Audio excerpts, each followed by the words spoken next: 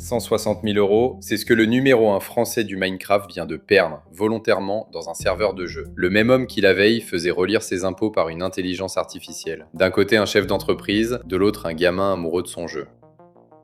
Épisode Fuse 3, ce que l'IA ne copie pas. Chapitre 1, le gamin que l'algorithme a adopté. Un enfant supprime ses propres vidéos parce qu'il les trouve ratées, et une machine, elle, décide d'en faire une star. Cet homme, c'est Julien Guichon, mais sur internet tout le monde l'appelle Fuse 3, et son histoire tient dans un écart vertigineux. Un cerveau qui optimise le moindre détail, greffé sur un gamin qui n'a jamais appris à se coiffer. Pour comprendre, il faut remonter loin, à un enfant de 12 ans, seul devant son écran. À cet âge, il poste déjà ses premières vidéos sous un autre pseudo, puis il fait un geste rare pour un môme, il efface tout parce qu'il juge que ce n'est pas assez bon. L'exigence est là, intacte, avant même l'adolescence. D'après le wiki Minecraft, il repart de 0 à 13 ans et baptise sa chaîne Fuse 3. Et il s'impose alors une discipline de moine, une vidéo par jour, qu'il pleuve ou qu'il neige, en parallèle de ses études d'informatique en région parisienne. Pas une vidéo quand l'envie vient, une par jour, sans exception, pendant des années. Le média Rotech raconte qu'il soignait son montage bien plus que les autres, des coupures nettes, un rythme qui ne laisse jamais l'ennui s'installer. Et c'est ce petit supplément de soins qui va tout déclencher. Début 2015, l'algorithme de YouTube le repère et le propulse devant des millions d'yeux. Toujours selon Rotech, ses revenus grimpent jusqu'à près de 30 000 euros par mois, à l'âge où ses camarades révisent leur partiel. Le million d'abonnés tombe en 2019 et aujourd'hui, ils sont plus de 3 millions à le suivre pour plus d'1,5 milliard de vues. Première chaîne Minecraft de France. Pour mesurer l'effort, songez-y une seconde. Plus de 10 ans de vidéos quasi quotidiennes, pierre après pierre, sans jamais le coup d'éclat qui rend célèbre du jour au lendemain. Juste une régularité de métronome. Têtue, presque inhumaine. Sur ces serveurs, il s'invente même des rôles délirants, comme cet empereur corse qui rafle toute la Méditerranée sur une carte du jeu. Et derrière le type seul face caméra, il y a déjà des salariés et toute une petite usine à vidéo qui tourne. Mais le plus important n'est pas dans les chiffres, il est dans la façon dont il a appris son métier. Ce garçon n'a pas grandi devant la machine, il a grandi avec elle. Jour après jour, l'algorithme lui souffle ce qui retient un humain et ce qui le fait fuir. Le bon tempo, la miniature qui doit accrocher l'œil au millième de seconde. Sans le vouloir, il devient une sorte de moteur d'optimisation à visage humain. Sauf que le visage, lui, reste mal réveillé et jamais coiffé. Et tout au fond, il y a une vieille peur qu'il assume sans détour. La peur de manquer, héritée de ses parents, au point qu'économiser est resté longtemps pour lui une sorte de jeu. Voilà le décor. Un adolescent réglé au cordeau pour une machine planétaire qui aurait pu finir en simple distributeur à clics. Et c'est exactement là que l'histoire dérape. Parce que ce garçon si bien calibré passe tout son temps libre à faire des choses parfaitement, magnifiquement débiles. Pourquoi ?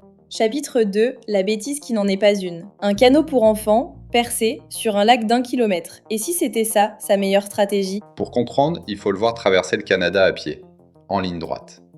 Le principe du défi est d'une simplicité absurde. Tu vises un point sur la carte et tu vas tout droit, sans jamais contourner. L'objectif qu'il se fixe est même chiffré. Relier 2 points séparés par un marathon, 42 km, en ligne parfaitement droite. Il plaisante d'ailleurs là-dessus. Le record du marathon est sous les 2 heures, oui, mais sur route plate, pas à travers les ronces et les rivières. Alors forcément, il s'enfonce dans un marécage jusqu'aux cuisses, puis tombe sur un lac large d'1 kilomètre, qu'il choisit de franchir dans un canot gonflable pour enfants.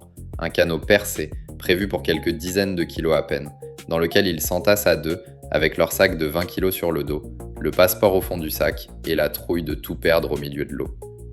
Et là, au beau milieu du lac, le ciel vire au noir. Un orage éclate, une grosse vague les surprend, et il avouera n'avoir jamais autant frôlé la catastrophe dans une vidéo. 5 minutes de plus sous l'orage, dira-t-il, et c'était fini. Et il ne cache jamais sa trouille. Face caméra, il répète qu'il a peur de tomber, peur de se blesser loin de tout. Ce n'est pas un cascadeur, juste un type normal qui se jette à l'eau quand même.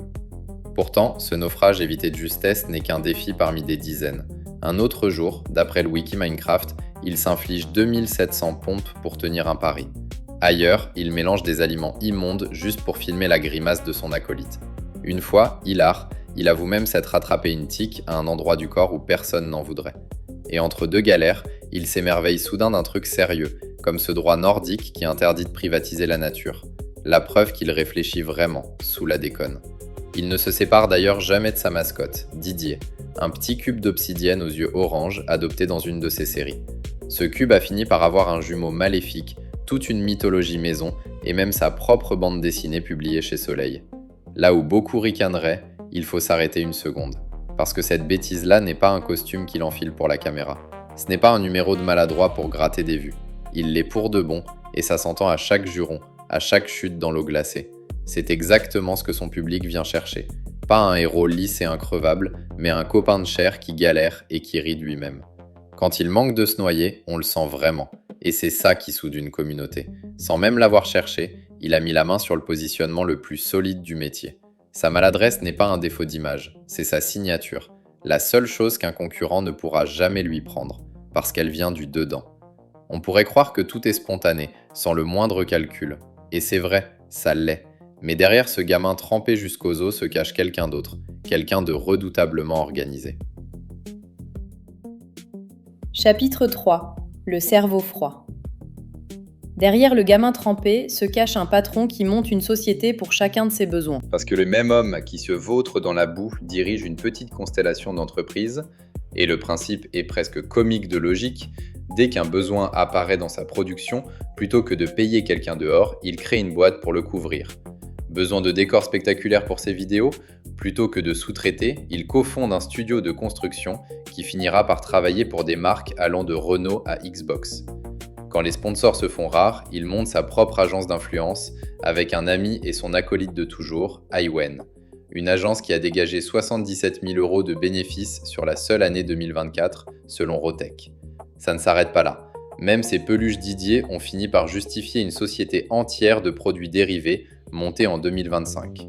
Tout ça remonte vers une holding qu'il a appelée Fuse Trust, une structure qui lui permet de réinjecter les profits d'une boîte dans une autre, loi Girardin et montage bien rodé à l'appui. Les comptes officiels donnent le vertige. D'après les bilans publiés pour 2024, sa société principale, celle qui réunit ses chaînes et son serveur, affiche presque 1 million d'euros de chiffre d'affaires pour 238 000 € de bénéfices nets. Aujourd'hui, il avoue ne presque plus toucher à l'opérationnel. Désormais, il pilote et il investit. Point. Et il fait une chose rare chez les influenceurs. Il publie ses chiffres, raconte ses ratés autant que ses réussites, avec une transparence presque clinique. Autour de lui gravite désormais une boutique en ligne et des dizaines de salariés répartis dans ses sociétés. Au fond, il l'admet, une peur le tient, celle que tout s'arrête du jour au lendemain. Alors il diversifie ses revenus et réinvestit presque tout, jusque dans la pierre, pour ne plus jamais dépendre d'une seule vidéo. D'où lui vient cette tête d'entrepreneur? Sûrement pas d'une grande école de commerce. Il s'est formé tout seul, en avalant des heures de conférences sur les startups, en observant d'autres bâtir leurs empires avant, parfois, de les voir s'effondrer. Et quand on lui demande s'il se voit plutôt en créateur ou en patron, il tranche sans hésiter. Ce qui l'amuse le plus, aujourd'hui, c'est entreprendre. Il pousse même la logique jusqu'à l'intelligence artificielle. Dans une vidéo récente, il explique qu'il en branche plusieurs sur son métier, des modèles comme Claude ou ChatGPT. Une question fiscale épineuse, il la pose à l'un, flaire une réponse douteuse, recoupe avec un autre avant d'appeler son comptable. Et pour ses miniatures, il génère des variantes et compare ce que crachent les différents modèles. Alors oui, il en parle dans un passage sponsorisé, soyons honnêtes. Mais le réflexe, lui, est tout ce qu'il y a de réel. Et c'est ici que le vertige arrive. Tout ce qu'on vient de décrire, du contenu calibré pour l'algorithme jusqu'à l'IA qui relie ses impôts, une machine sait déjà le faire ou apprendra demain. Le montage comme la gestion, rien là-dedans n'est hors de portée d'un logiciel. Alors si l'algorithme peut le copier jusque dans son costume de patron, qu'est-ce qui, chez lui, reste absolument incopiable? Chapitre 4. Et pourtant, il perd de l'argent. 160 000 € engloutis dans un jeu vidéo.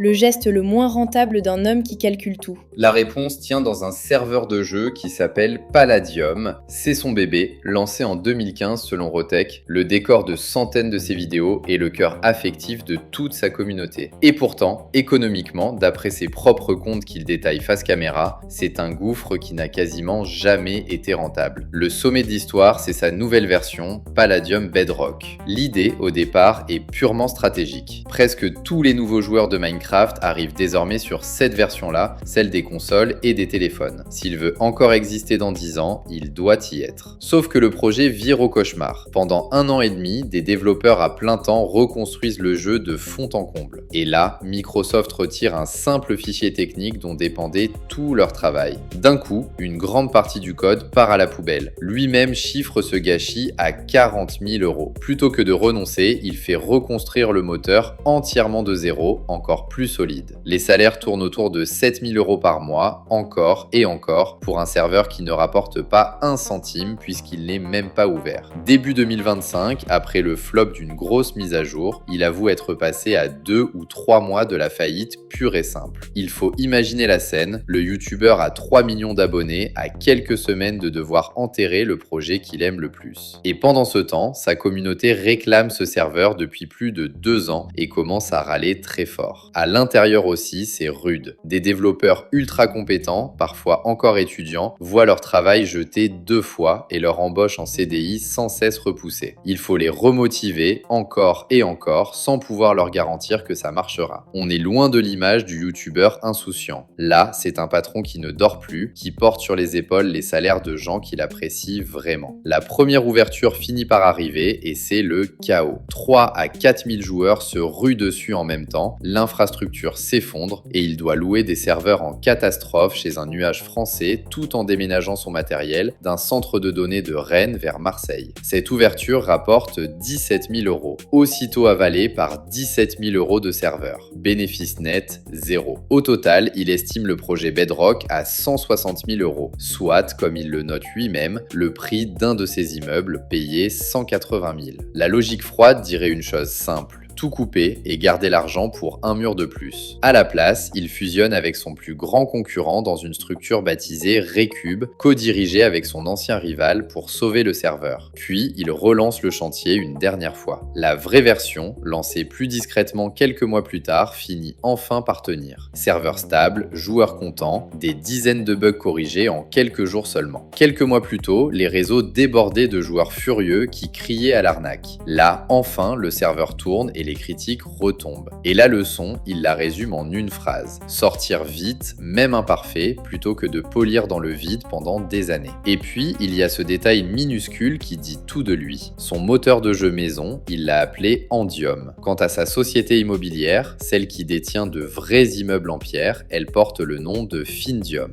2 noms de minerais qui n'existent que dans son jeu. Voilà la décision la moins optimisable de la Terre. Le cerveau le mieux calibré de YouTube choisit encore et encore de saigner de l'argent pour ceux qu'il aime. Et ça, aucune intelligence artificielle au monde ne le lui aurait conseillé.